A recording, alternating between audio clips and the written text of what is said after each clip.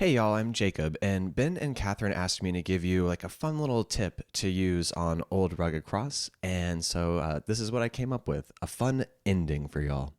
If we look at the chords for the ending, I'm starting on this exchange right here, this ending section.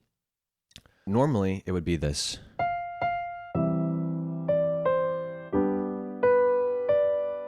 And you go right to C. And that's what everybody's expecting. However, it can be fun to be a little bit deceptive, to trick the audience a little bit. So, what we're going to do instead of playing a C on the word crown is we're going to play an F, and then we're going to take that F, lower the middle note to make it an F minor, and then we're going to land on C. And listen to how this sounds all together in the context of the song.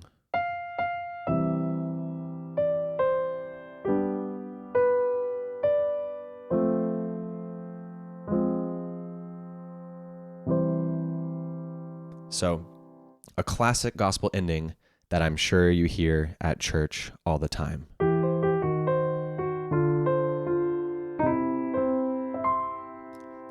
Well, I hope this helps. Thanks for watching. Have a good day.